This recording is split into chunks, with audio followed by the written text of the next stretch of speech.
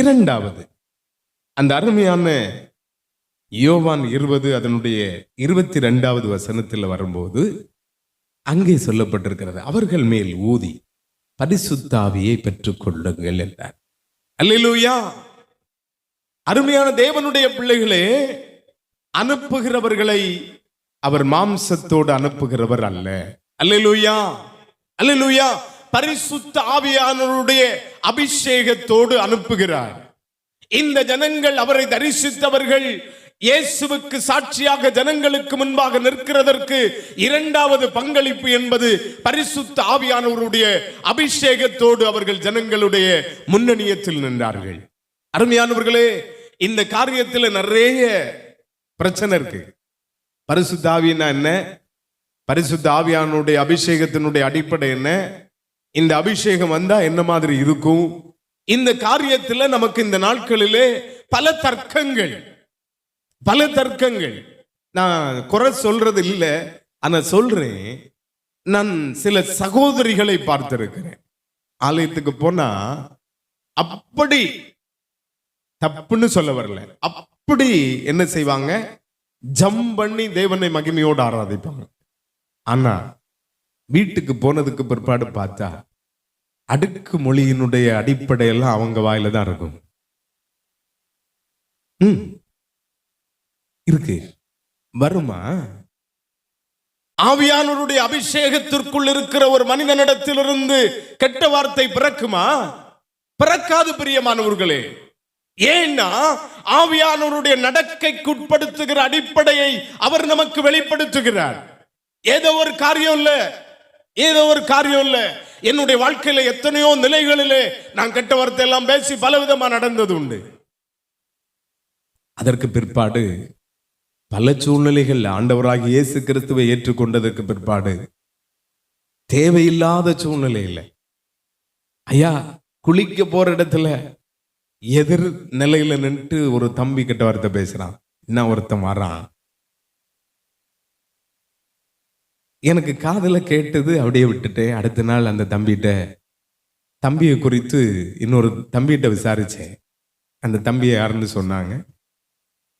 அதற்கு அடுத்த நாள் அதே தம்பியை என் முன்னிலையில் வச்சு திட்டிட்டு இருந்தார். நீ என்ன பெரியவனா, அவனுக்கு நீ என்ன சொல்லி கொடுத்தியா? அப்ப நான் கேட்டேன், தம்பி ஏன் அவங்கள திட்டுறீங்க?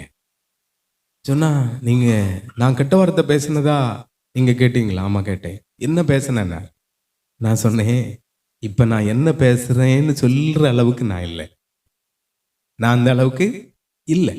ஆனா நீங்க இப்படி செய்து தப்பு தம்பி அப்படின்னு சொன்னேன். இப்போ என்னோட ஒரு எங்க வச்சு பார்த்தாலும் அதிக நெருக்கமான உறவுக்குரிய ஒரு தம்பியா அந்த தம்பி மாறிட்டான். இன்னைக்கும் எங்க வச்சு பார்த்தாலும் அவ்வளவு நெருக்கமா இருப்பாங்க. அவனுடைய அறியாமை அன்று. ஆனா நம்முடைய வாழ்க்கையில பரிசுத்த ஆவியானவர் இருக்கிறார் என்று சொல்லியும்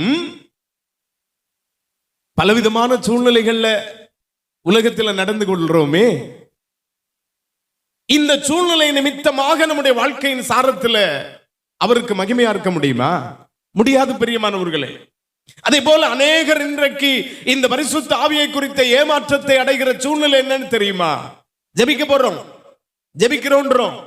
ஜெபிக்கிறதுக்கு உட்கார்ந்த உடனே என்ன செய்திருக்கிறோம்? மாம்சத்துல பலவிதமான வார்த்தைகளை பேச ஆரம்பிக்கிறோம். இந்த வார்த்தைகளை பரிசுத்த ஆவியானவருடைய வார்த்தை என்று எண்ணி செயல்பட ஆரம்பிக்கிற அநேகர் மாம்சத்திலே வீழ்ந்திருக்கிறார்கள். ஏன் தெரியுமா?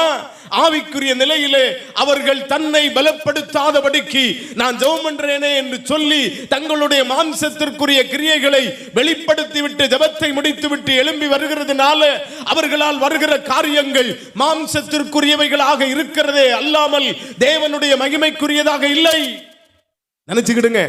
தயவு செய்து கர்த்தருடைய சமூகத்தில் ஜெபிக்கிற ஒவ்வொருவரும் நீங்கள் கொள்ள வேண்டிய ஒரு முக்கியத்துவமான ஒரு சிந்தனை என்பது, நீங்கள் ஜெபத்திற்காக முழங்கார்படியிடவோ உங்களால் முழங்கார்படியிட முடியாத சூழ்நிலையிலே உட்காரவோ செய்தீர்கள். ஆனால் ஒரு 10-15 நிமிடம் நம் தேவனை ஸ்தோத்தரிக்க ஆரம்பிங்க. பரிசுத்த ஆவியானுடைய பலத்தினால் நிரப்பப்படுவீங்க. அதுக்கு பிறகு நீங்க ஜெபிக்க ஆரம்பிச்சா ஆவியானவருடைய ஒத்தாசை உள்ள வார்த்தைகளினால் நாம் நிரம்புவோம். அல்லேலூயா. ஒருவரிடத்திலும் பேசாதிருங்கள். நடக்கும். நம்மிடத்திலே அவிசுவாசம் இருந்தால் விசுவாசம் யாரிடத்திலிருந்து பிறக்கும்? நாம பேசுறோம், சில ஊழியக்காரங்க பேசும்போது இதெல்லாம் சாத்தியமா, இவங்க கதை அடிச்சுட்டு போறாங்க. கிடையாது. பரிசுத்த ஆவியானுடைய ஆளுகைக்குள்ளாக நிரப்பப்படுகிற அவருடைய அபிஷேகத்தோடு நிற்கிற அந்த அனுபவத்துக்குள்ள வருகிற ஒரு காலநிலையில ஆவியானவர் நடத்த ஆரம்பிச்சுட்டா அந்த நடத்துதல் மகிமைக்குரியதா இருக்கும். அல்லேலூயா, அல்லேலூயா. நிரம்பணும் பிரியமானவர்களே, இதை நாம் சோதனை செய்வதற்காகத்தான் நான் சொன்னேன்.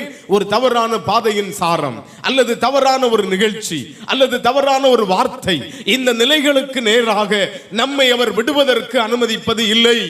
ஏன் என்று சொன்னால் நமக்கு பின்னால சொல்லிட்டே இருப்பார், மக்களே நீ போறது சரியில்லை, நீ அந்த இடத்துல போக வேண்டாம், இந்த மனிதரோடு நீ உடன்பட வேண்டாம்.